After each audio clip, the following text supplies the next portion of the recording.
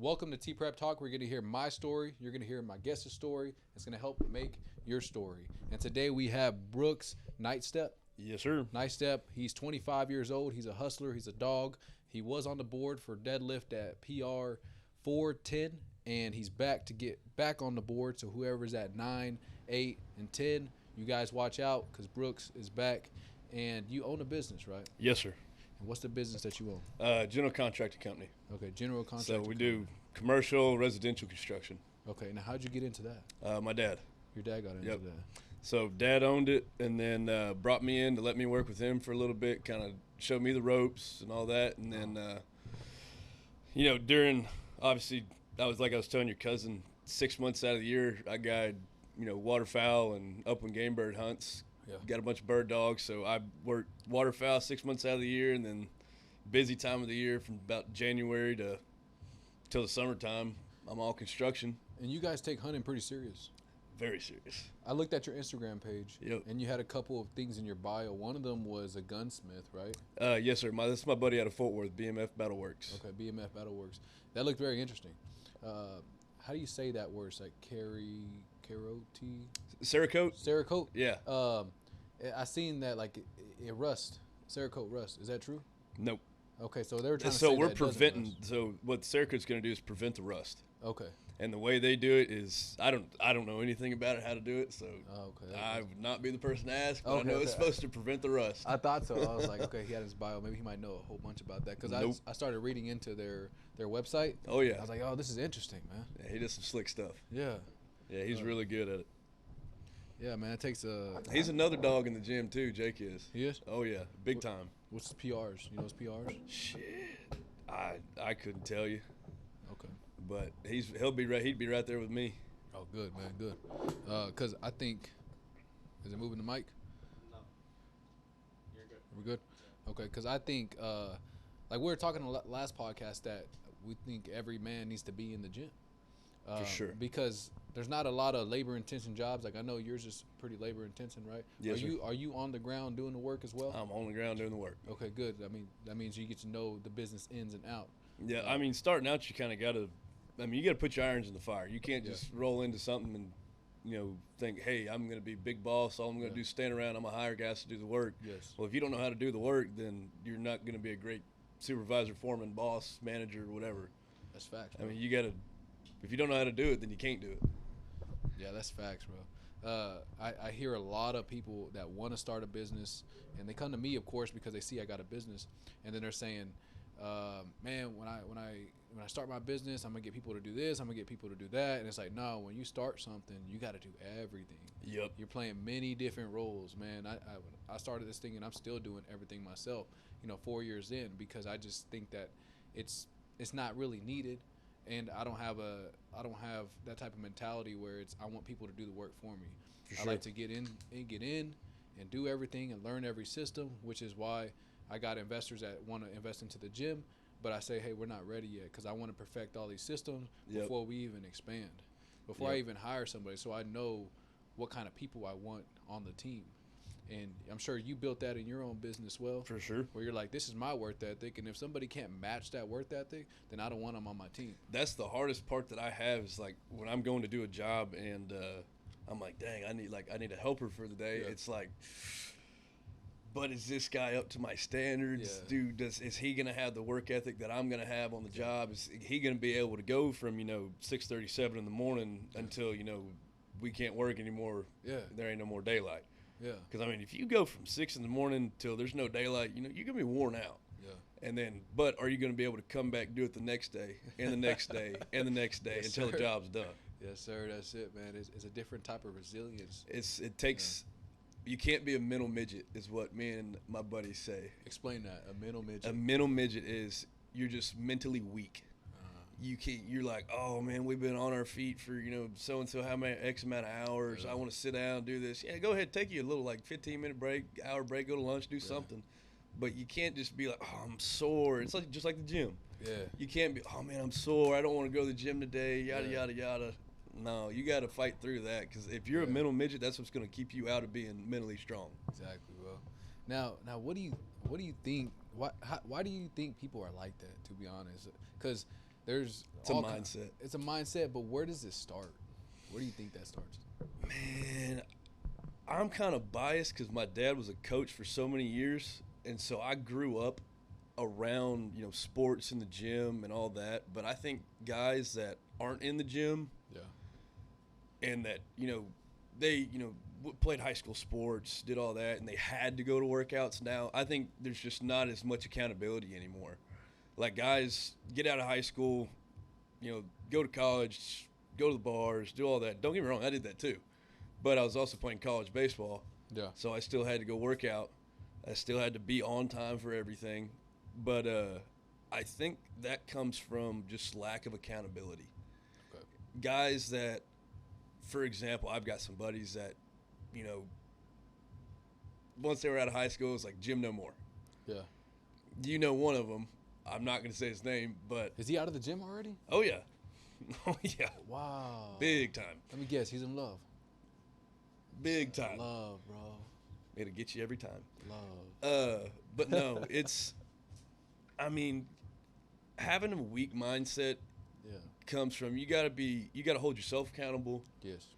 And, they always say, oh, you got to have buddies holding you accountable. Well, okay, I can only do so much. I can't force you to go to the gym. I can't put the weight in your hands. I can't bring you to the gym every single day. What's that one saying? You can lead a horse to water? You can lead a horse to water, but can't make him drink. I knew it would sound better coming out of his guy, man. He got that southern accent.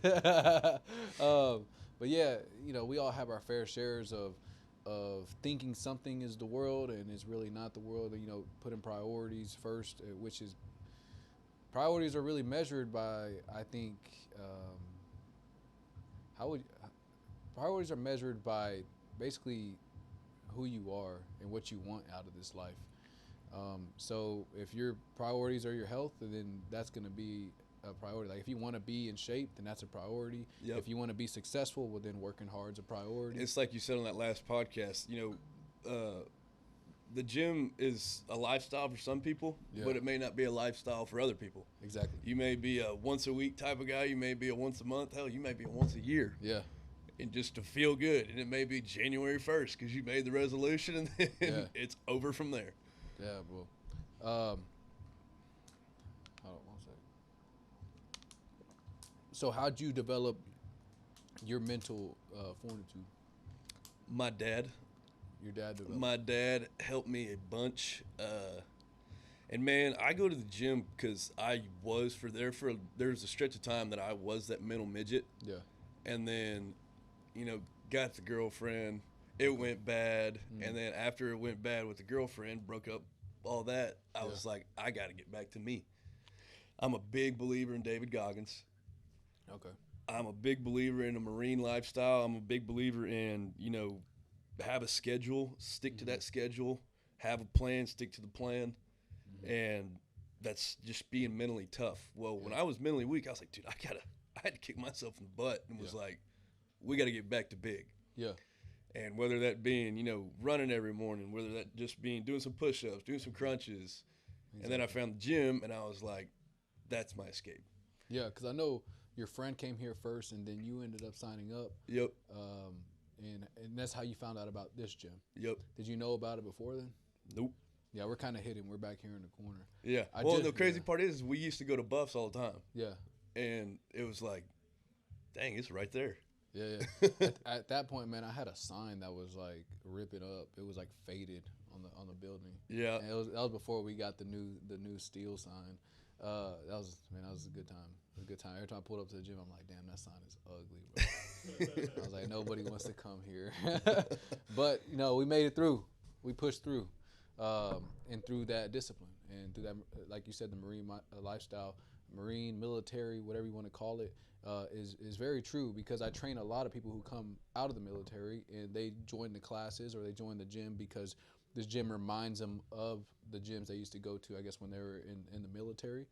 And they sign up with classes with me because I'm here early, except this morning.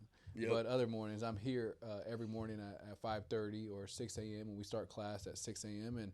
and we run through the whole thing, and I'm pushing them through the whole workout. And some people just need that structure in their life for them to be consistent. Now, not everybody does. Some people have it relaxed where they wake up at like 11 and 12 and they're still productive. But there's a thing where people, and I have this problem too, where I wake up early and I leave late, and sometimes I'm not as productive as other days. Yeah. Because there's a lot of idle time. Idle time is your worst enemy. Do you ever go through those moments where you're pretty much catch yourself scrolling on the phone All the time. or catch yourself like, damn, I had all this stuff to do today and now I run out of time? Yep. You know, everybody has the same 24 hours. Even people who are highly successful have the same 24 hours you do, but it's how you maximize that time. Yep. Is very important. And so what does a productive day look like for you other than on the job site? Because you said you were booking a job in Gunner, you were traveling. What is the most fascinating job that you've ever booked and you're proud of? Oh, that's tough. Probably my New Mexico stuff. Okay.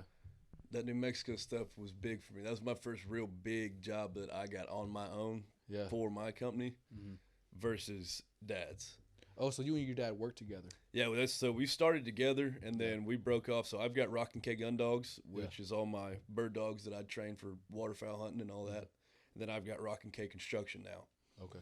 And so now me and Dad still do a bunch together. Yeah. And I still help him out a bunch. He helps me out a bunch. But probably my New Mexico stuff was the biggest job that I sold by myself, bid by myself, and did everything. And now we're waiting. We got 2 more weeks and that'll pop off.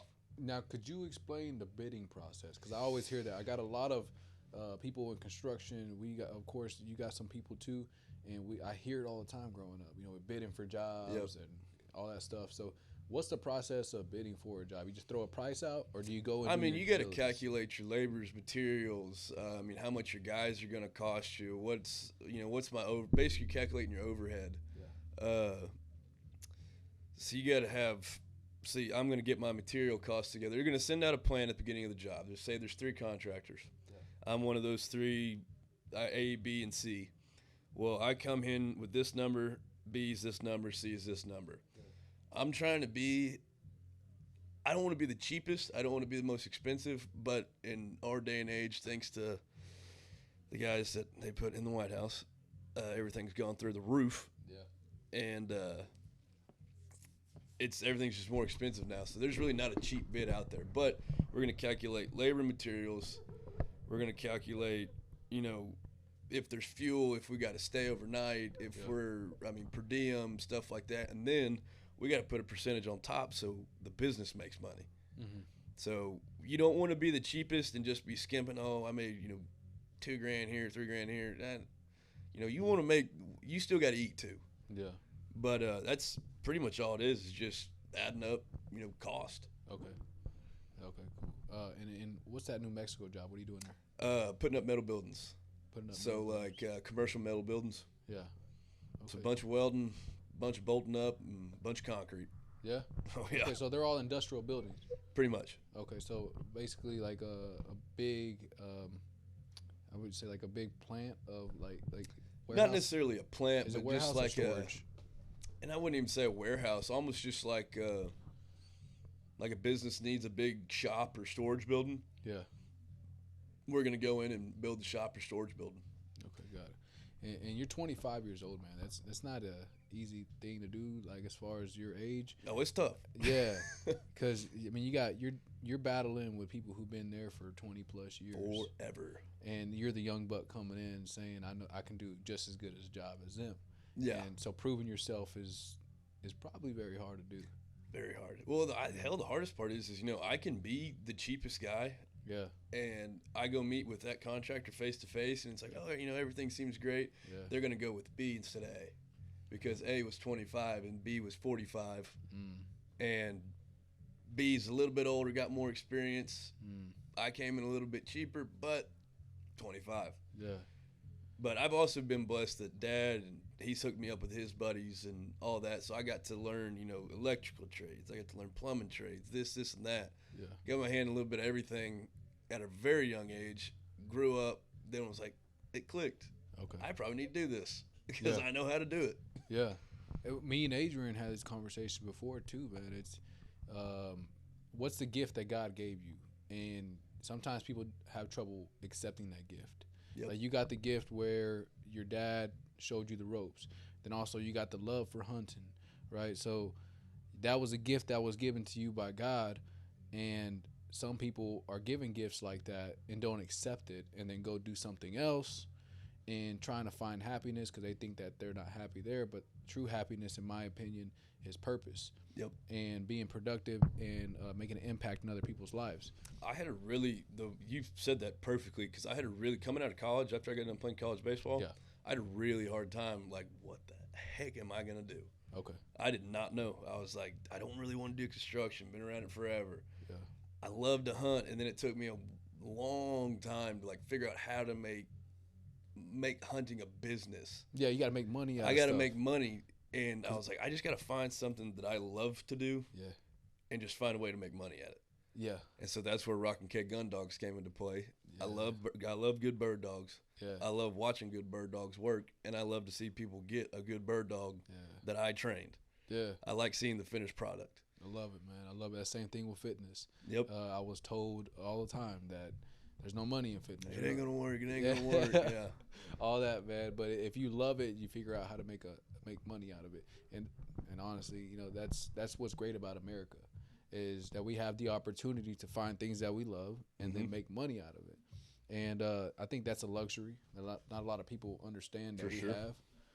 You're making money by training dogs to go hunting. That sounds badass. Yeah, it's tough. Yeah, it's sure. tough. I mean, when you're taking a pup from 8 weeks old and up until, depending on how long they want him to be with me. I mean, usually a finished out dog is going to be about 9 months. 9 months training with you. Oh yeah. And now, what do you charge for something like that? Because that's a 9-month project. It's going to cost you right around about $1,200 a month. $1,200 a month for training a dog. So I mean, it's nothing big, but that's also why I had to get back into construction. Yeah. Because right now, construction's the main. Yeah. Gun dogs is second. Because you got to have some money to fuel the hobby. Yeah. Facts, man. I did multiple jobs when I opened this gym. At the beginning, the first 2 years, I was doing multiple jobs, man. I was selling TRT and stuff like that.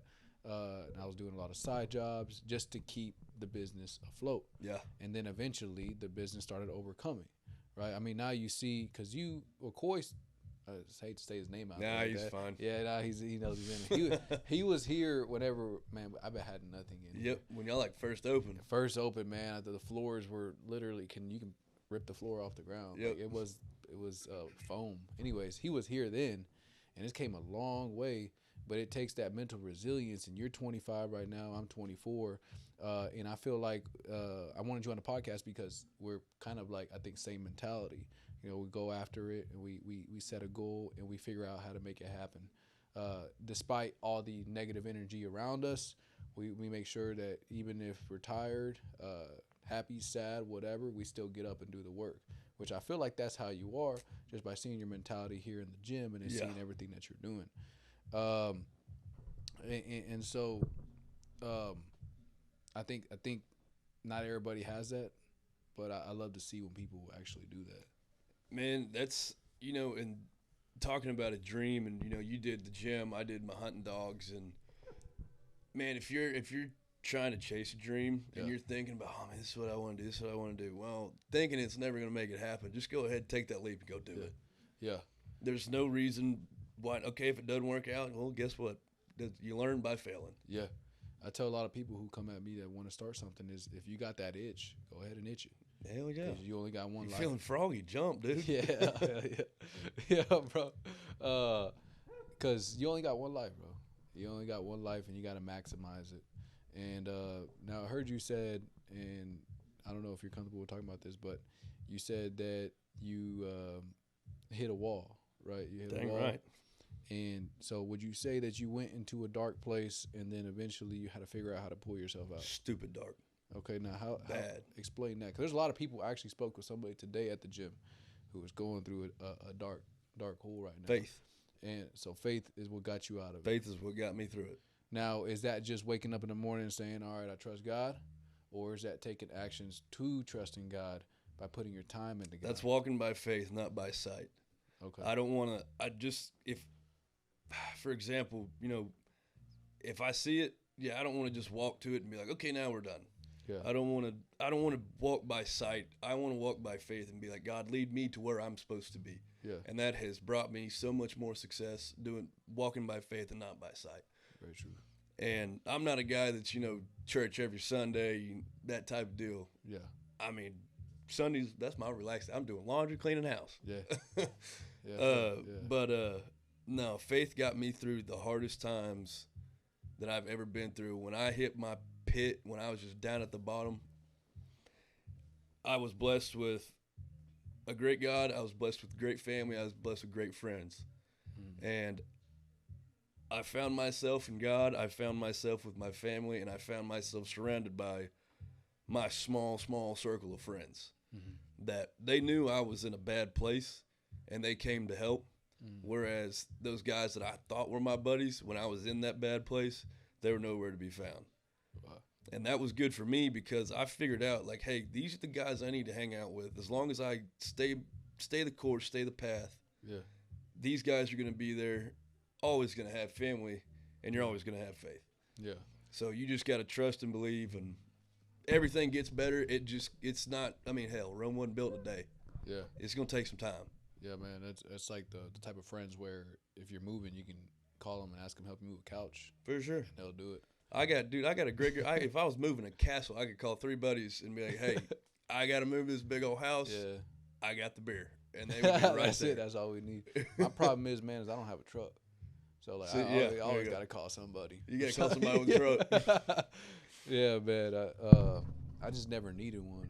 I moved, but then I moved most of this gym in my car. Oh. Yeah, when I would get new fitness equipment, I would go to where I would get it from, the warehouse down there in Frisco, and I would get there, and they're like, "How's this gonna fit in the car?" Like, don't worry, dude. I've done it before. I can make it work. I got this, bro. And so I would take everything out of the box, and I would just position it in the car. It was funny, bro. Jeez, but I did it multiple times. But that's that resilience I'm talking about, man. That you're gonna figure it out. You're gonna figure it out, man. Yeah.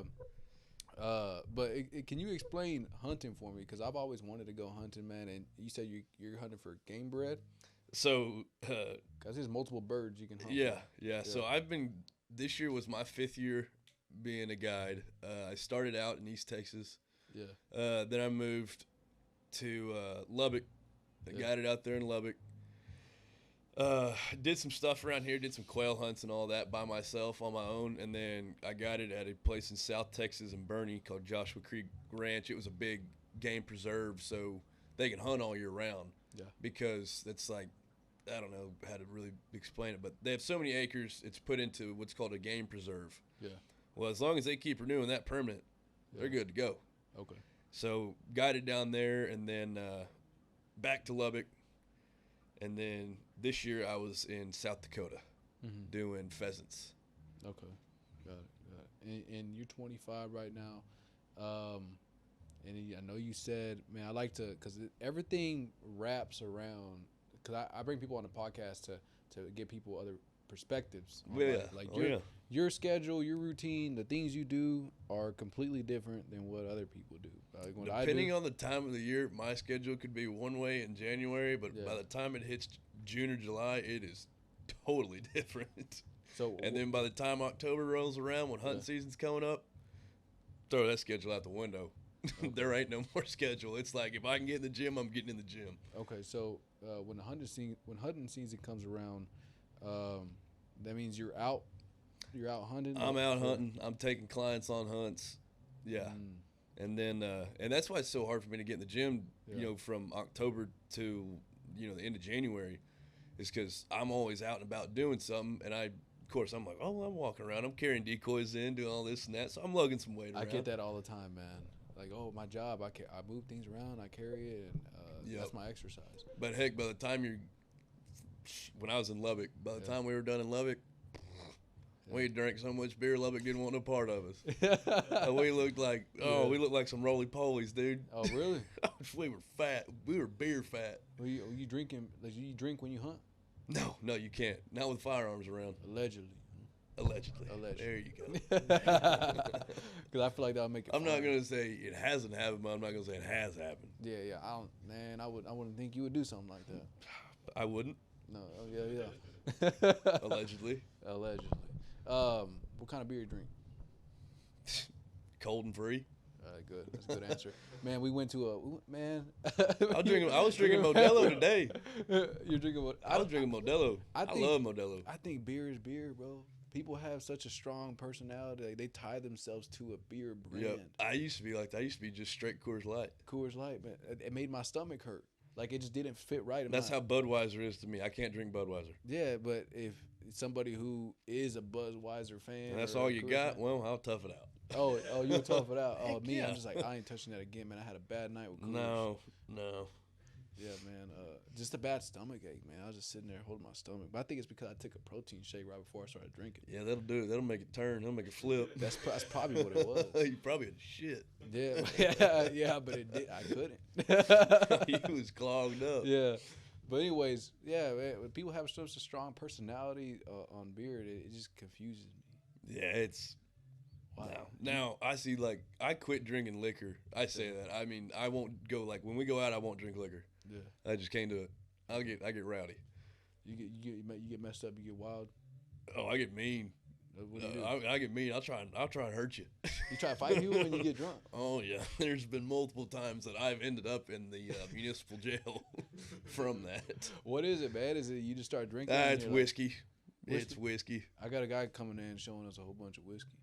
But now I'll still drink it. Like if I'm chilling at the house with my boys, I'll sip on it. I got my good nice whiskeys at the house, my scotches and all that. Yeah. But if I go out, I'm sticking to beer. But where do you think that stems from?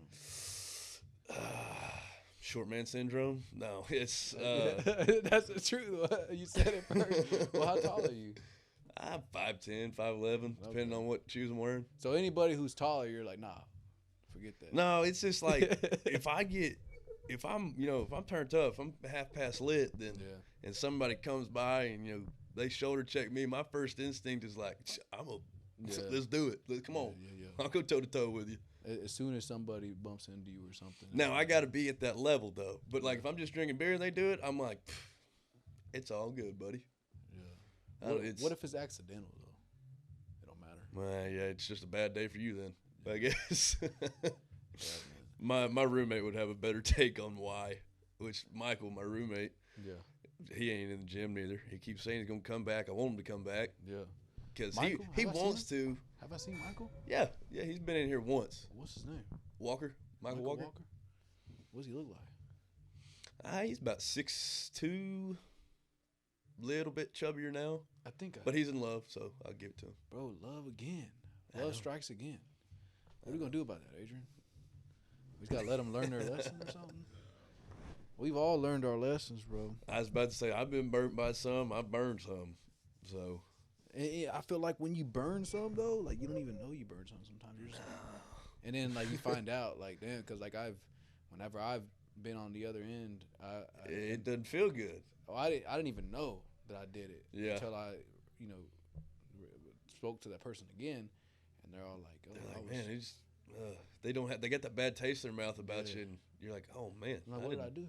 Yeah. What didn't you do?" Yeah, that's what they come back with. It's like, damn, I didn't know.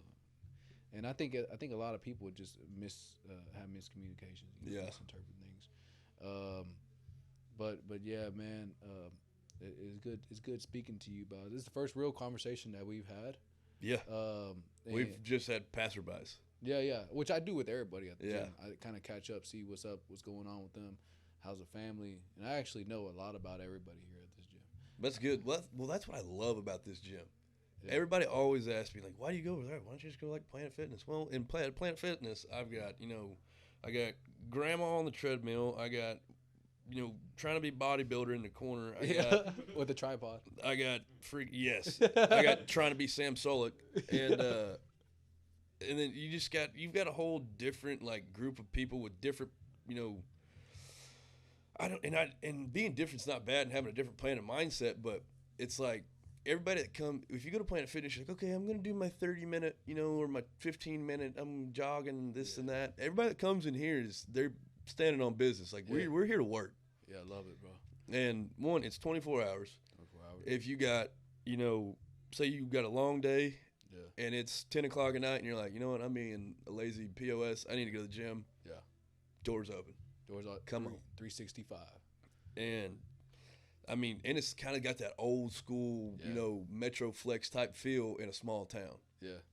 I had somebody work out with me, and they worked out with me one time, and it was just different to them. They went to the big commercial gym, but because when we're here, we're throwing around weight, and we're moving, and we're lifting. It's pretty much straight lifting. So machines really, and when you have machines in between your sets, it's sort of like a rest. Yeah. Like your body's resting and you're isolating a muscle. But with the free weight, man, you're having to control that weight with your whole body, no matter what it is.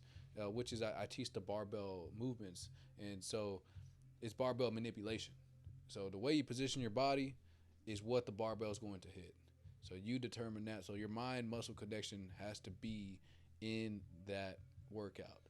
It physically makes you have to learn how to move weight. Exactly. If you don't know how to move weight and you're just doing stuff willy-nilly, well, you're going to, one, either be stuck where you're at, or two, you're going to have the slowest gains you've ever seen. Yeah. Which, I mean, and a lot of that stems from diets and all that too, but if you don't know what you're doing, then it's not going to happen for you. Exactly, man. That's why I love the barbell so much. It's such a versatile tool to use. But I mean, you trying to get back on the board. What do you think is the right move for you to do that? Because you're at 410, and it looked pretty tough for you to hit. And you, 2 months out, 3 months out? Yeah. How do you expect to hit 420, 430, 450? Stick with my plan, which is going to be, being here consistently, stick to my diet. Obviously, I've gone back to the old chicken and rice and trying to get as many calories in a day, because if I don't have the energy to fuel what I'm trying to do, it's not going to happen. It'll just be a hell of a lot slower than I want it to be.